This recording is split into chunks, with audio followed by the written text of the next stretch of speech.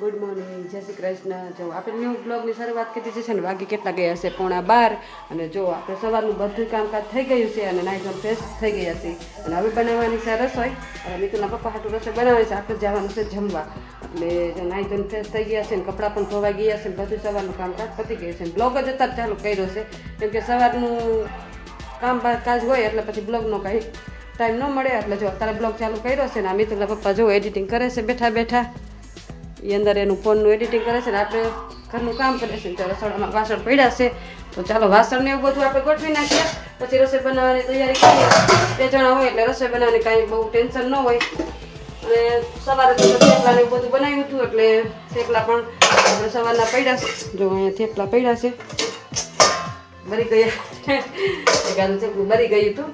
જો સવારના થેપલા ને એવું બધું પડ્યું છે ને આપણે બનાવવાનું છે સેવનું શાક તો સેવનું શાક બનાવી નાખશું ચાલો વાસણ ગોઠવી નાખીએ અને થોડું ઘણું કામકાજ કરી નાખીએ જે કપડાં ઉપર સુકવવા જાય ધોવાઈ તો ગયા છે પણ સુકવવા જવાનું બાકી છે તો ચાલો કપડાં સૂકવી નાખીએ પછી રસોઈ બનાવવા બેસીએ ચાલો તો જો આવા કપડાં ધોવાઈને ગમકે છે તો ચાલો આપણે કપડાં સુકવવા જવાના છે તો વોશિંગ મશીનમાંથી પહેલાં વહેલા છે ને આપણે કપડાં કાઢી લઈ કેમ કે આપણે તો વોશિંગ મશીન છે તો જો આવી રીતે આપણે કપડાં ધોવાઈ જાય એટલે જો આપણે કાઢી લઈ આ રીતનું કંઈ કપડાં અમારા આમાં સુકાઈ જાય આમાં ધોવાઈ જાય ને આમાં સુકાઈ જાય તો જો આવી રીતે કાંઈક હોય અમારે વોશિંગ મશીનમાં કોકને સિંગલ હોય તો એમાં બધું એકાય હોય પણ મારે તો અલગ અલગ છે એટલે અલગ અલગ આપણે સૂકવવા પડે ચાલો કપડાં લઈને પછી વેડી ઉપર જાય ચાલો તો જો વેડી પર આવી ગયા તો જો કપડાં બધાય સૂકવી નાખ્યા ચારેક વાર કપડાને આમ જો ખાટલો પણ આપણે જો સામે ખાટલો છે ને ખાટલો પણ આપણે ધોઈ નાખ્યો કેમ કે આજે રવિવારની રજા હતી અને કાલ પાણી પણ એટલું આવ્યું હતું એટલે આજ કાંઈ પાણી ખાલી નહોતું તો ખાટલા બાટલા બધું ધોઈ નાખ્યું છે બધી સાફ સફાઈ કરી નાખી છે કેમ કે આપણે રવિવાર હોય ને એટલે એક દિવસ કામનો હોય એટલે આપણે રવિવાર નવરા જ ન હોય કામ કામ કામ કેમ કે કામ તો આપણે કરવું જ પડે કેમ કે જેવું તેવું નોકરી પર જતા હોય ને જેવું તેવું કંઈ વયા જતા એટલે રવિવાર બધાને રજાનો રવિવાર હોય ને આપણે કામનો રવિવાર હોય કોઈ વાંધો નહીં ચાલો ઘરની સાફ સફાઈ બધી કરવાની હોય તો જો આ ખાટલો બહુ મસ્ત ધોઈ નાખ્યો છે ક્લીન અને સૂકવી પણ નાખ્યો છે અને ચાલો હવે જાય નીચે રસોઈ બનાવવાની તૈયારી કરી નાખીએ ચાલો તો જો બપોરના કામકાજ બધાય પતી ગયા છે અને હવે જો આરામ કરવાનો ટાઈમ છે કપડાં આપણે ઉપરથી લઈ આવ્યા છીએ પણ એને આપણે છે ને ઠરવા દઈશું ઉના ધકધકે છે એટલે કપડાં પછી એમ કહેશે ને હવે જો સાંભળવાની સપ્તાહ 2:30 વાગે સપ્તાહ આવે આજ સપ્તાહનો છેલ્લો દિવસ છે એટલે જો હવે સપ્તાહ સાંભળશું કેમ કે આપણે રવિવાર હોય ને એટલે સવારમાં જ બધું કામ થઈ જાય બપોરે હાવ નવરા થઈ જાય ઘરે કોઈ હોય નહીં છોકરા હોય તો મજા આવે વાતું થાય પણ અત્યારે તો રવિવાર તો બોરિંગ જેવો લાગે કામમાં બપોર સુધી કામમાં વહી જાય બપોર પછી થોડું ઘણું જ કામ હોય કે કામ તો હોય નહીં છોકરા હોય નહીં એટલે નકર તો છોકરા હોય તો એમ કે મમ્મી ઓલું બનાવો તો આપણે એમાં જ ટાઈમ વયો જાય પણ બપોર પછી તો બોરિંગ લાગે હવે નોકરી હોય તો આંગણવાડી ટાઈમ ફટાફટ વહી જાય કેમ કે આ છોકરા હોય છોકરા ભેગી બહુ મજા આવે ટાઈમ વહી જાય ઘરે તો હાવ એકલા હોય એટલે કંઈ ગમે નહીં થોડાક દિવસ છે હમણાં છોકરા વેકેશન પડશે પછી આવશે પછી તો આપણે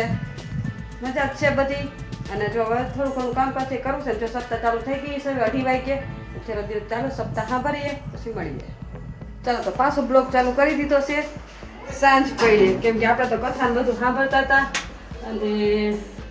તારે ટાઈમ મળ્યો છે કથા સાંભળવાનો જો અહીંયા બધું શાકભાજી ને એવું બધું પડ્યું છે બધું ઠેકાણે મૂકવાનું છે બકાલાવાળા આવ્યા હતા તો બકાલું પણ આપણે લઈ લીધું છે શાકભાજી જો ધોઈને રાખી દીધું છે હવે આને એક જબલામાં ભરી લેવું આપણે અને અહીં હાકરનું થોડુંક આપણે કંઈક બનાવવાનું છે પણ એ સક્સેસ જશે તો અહીંયા તમને કહીશું અને ચાલો આપણે જો ટેટી ખાવાની છે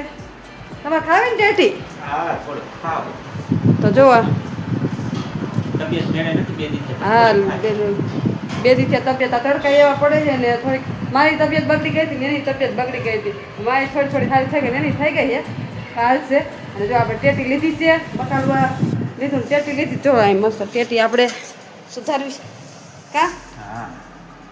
કેવી નીકળે રિક્ષાવાળા ભાઈ તેમ કીધી હતી સારી ટેટી છે મીઠી ખાઈ પછી ખબર પડે કેવી નીકળે કા